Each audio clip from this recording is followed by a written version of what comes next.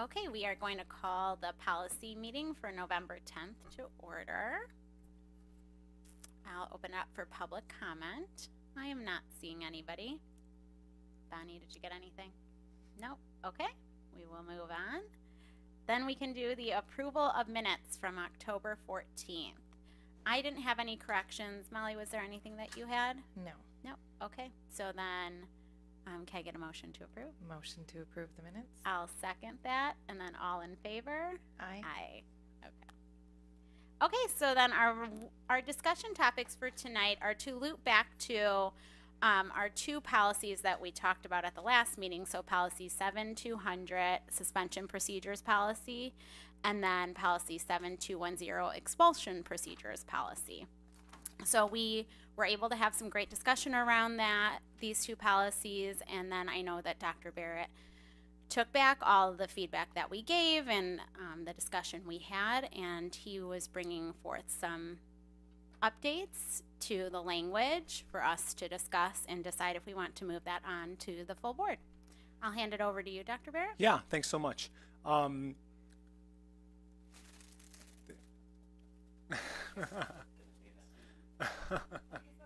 That was on purpose, she says. That was on purpose. Yeah, so thank you for this opportunity again. I know we've talked about this a lot, but it's important. It's an important topic, and I know that that's why we've had so much conversation about it. After our conversation at the last meeting, the kind of direction was for me to take that back and try to kind of synthesize all the conversation we had and come with maybe some more explicit recommendations for what I think the language should include. So that's what I've done. That's what I've done today. And those are in our packet here. Two things to note. One would be, in an ideal world, I think we'd be able to, substantively at least agree on some changes coming out of this meeting, so we could take something forward to the board at the next meeting and be able to, because remember that once the policy committee recommends policies forward, it still has to go through multiple board meetings and all that good stuff, right? So that'll still take some time. If we can't, then certainly we could bring it back to the next policy committee meeting for a little more feedback. The reason I said substantively agree is perhaps if there's some little tweaks recommended here, I could take direction from you and you guys could say, yes, we will support moving the policies forward at the next meeting as long as, we tweak this or that. So be thinking about that while we talk about this. So remember, the two policies, we're basically, again, discussing this potential use of a hearing officer for some student disciplinary scenarios that could be the board could need to have reason to be involved with. And we're talking about two policies. One is our policy on student suspension, that's 7200, and the other is our policy on expulsion, 7210. Each of those policies already has language included in it about the board having an option of using a hearing officer, and what we've decided to do is try to maybe be a little more explicit and detailed in that. Also recall that when we talked at our previous meetings, bless you, the suspension policy, the meta message here, the suspension policy does include in it language about the opportunity for someone to have a suspension reviewed, which is different than a formal appeal or a formal hearing. The expulsion policy includes language about a required formal hearing. So when we get into the proposed language here based on everything we talked about at our last meeting, know that it's based on that and the fact that the suspension policy just has language built into it about reviewing the suspension, whereas the expulsion process does require a formal hearing. And that's not just our policy, that's the law, right? So here's kind of what I took and synthesized. The language that currently exists in the policy is only this in the yellow, right? Upon request of the parent guardian, a review of the suspension shall be conducted by the board or a hearing officer appointed by the board.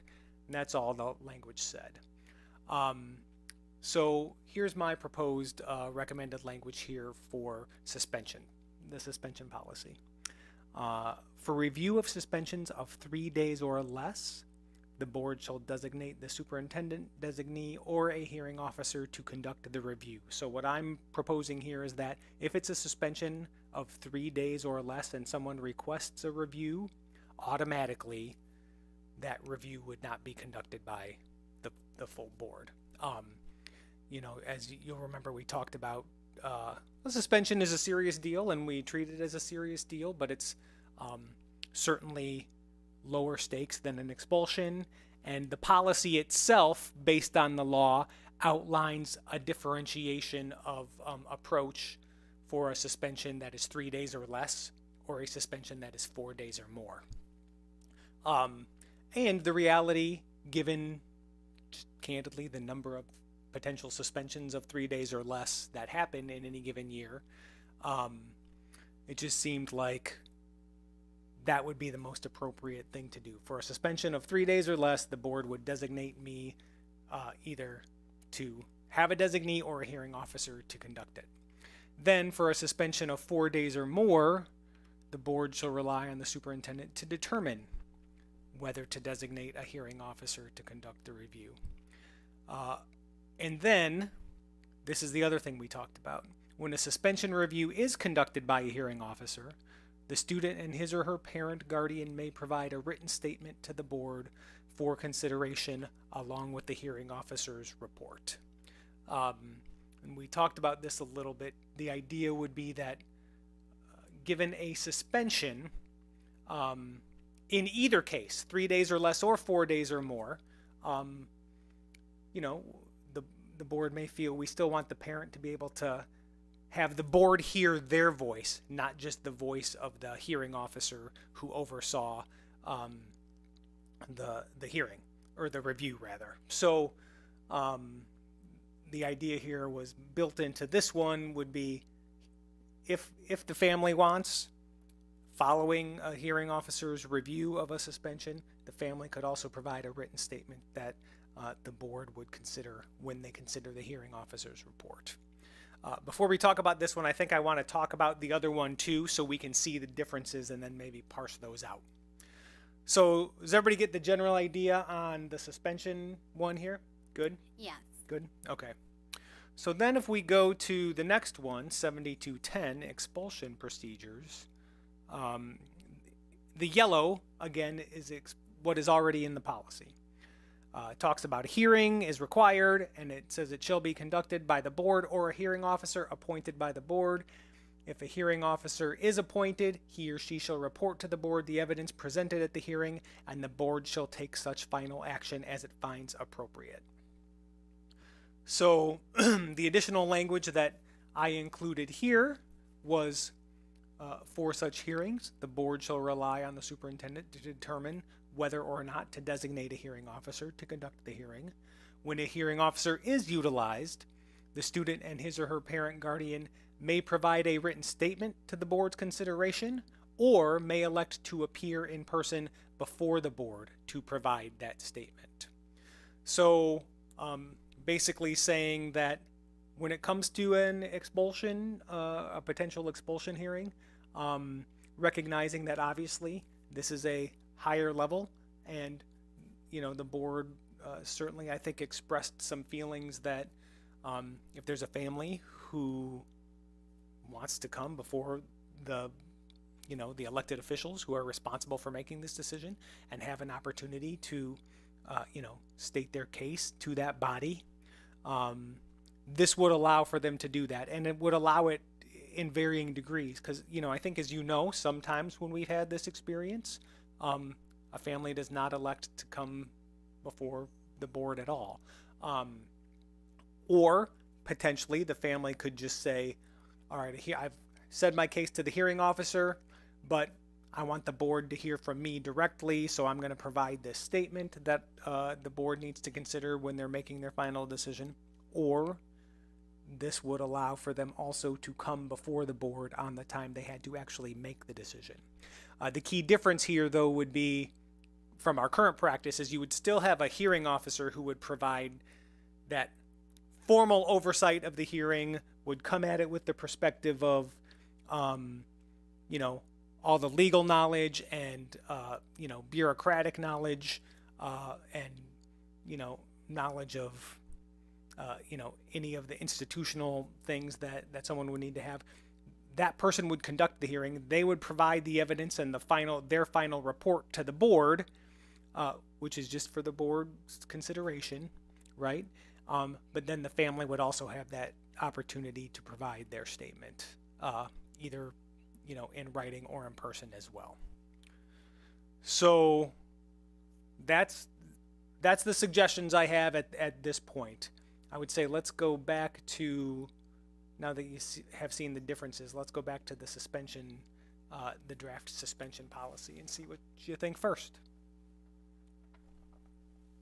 Thoughts, questions, concerns?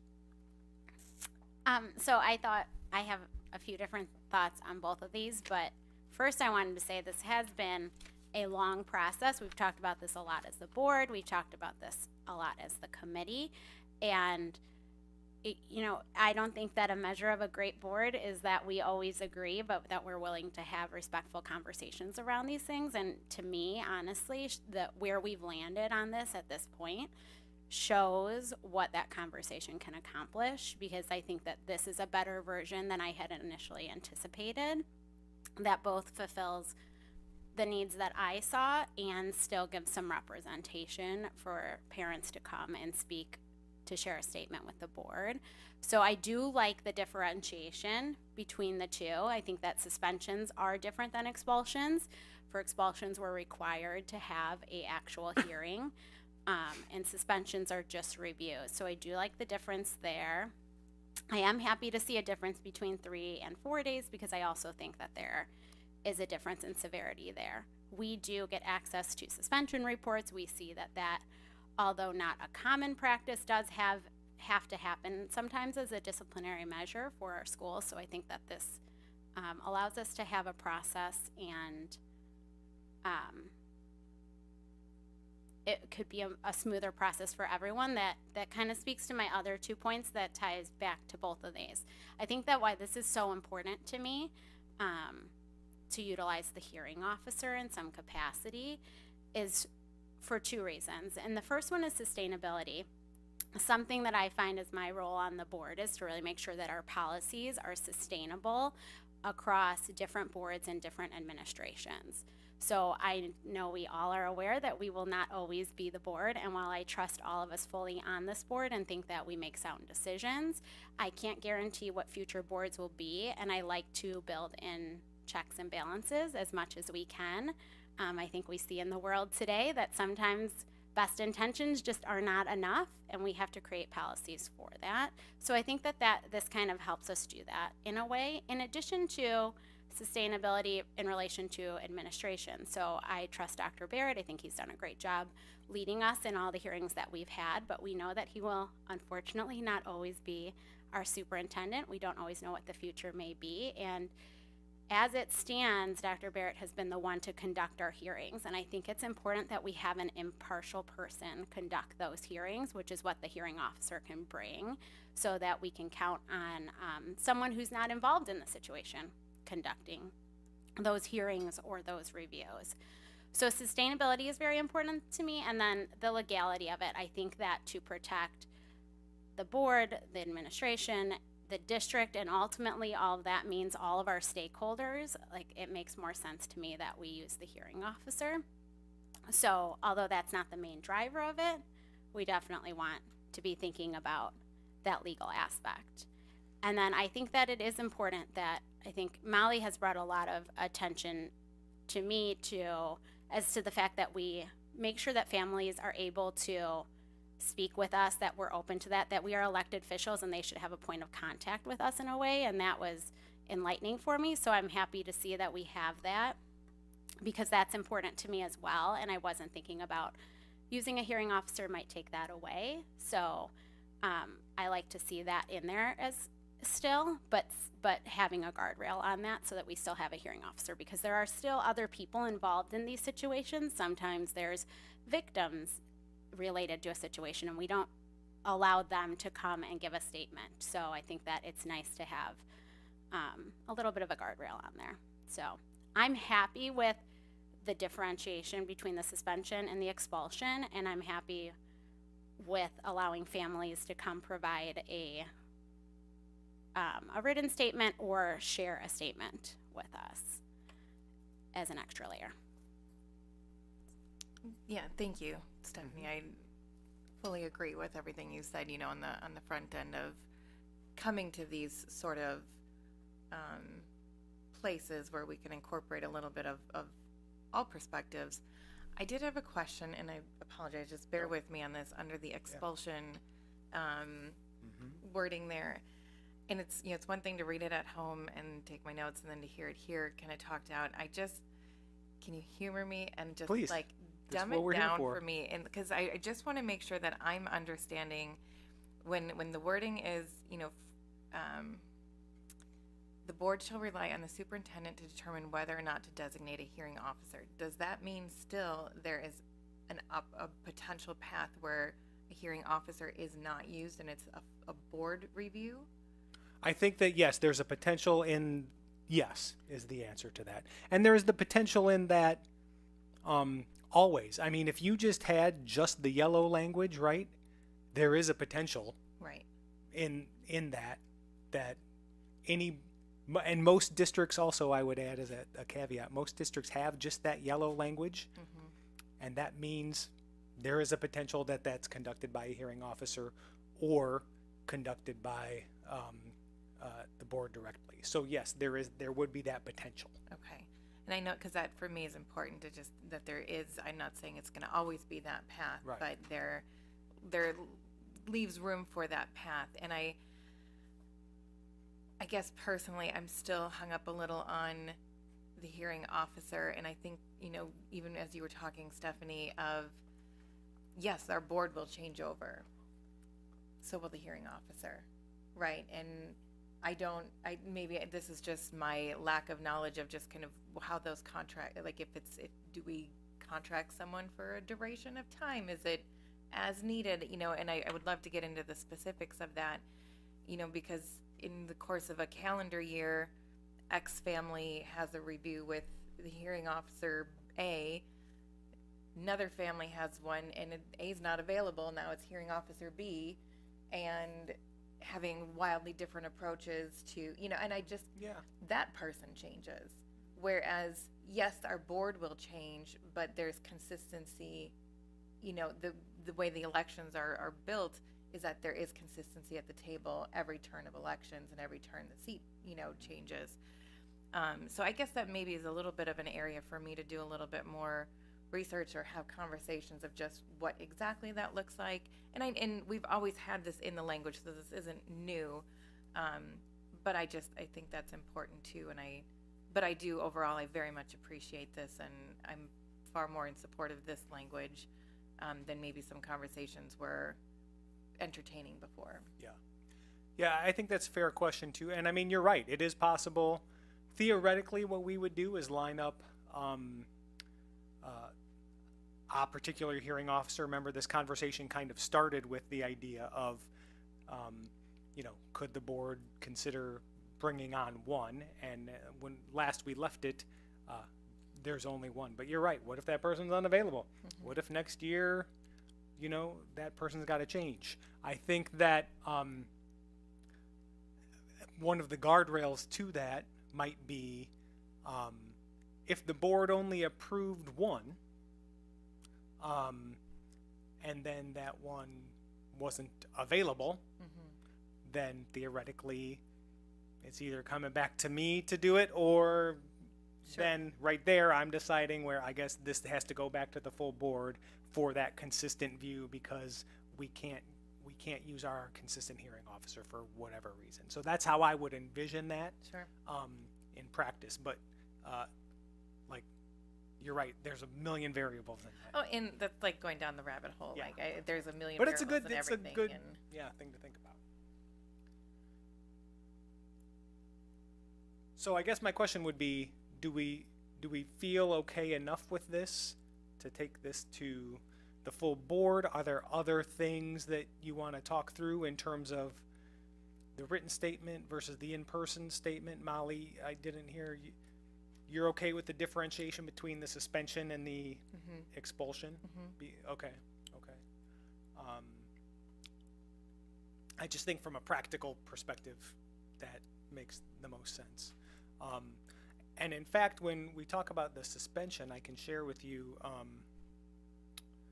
where it says here, for review of a suspension of 3 days or less, the board shall designate the superintendent, designee, or a hearing officer to conduct the review. I do know in many districts, suspension review is not even necessarily conducted by a hearing officer. That might be conducted by the superintendent or an assistant superintendent, or someone in the district.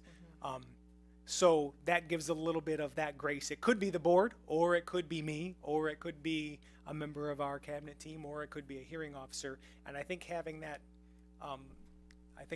flexibility in there is probably good on the suspension side of it. Yeah, I agree.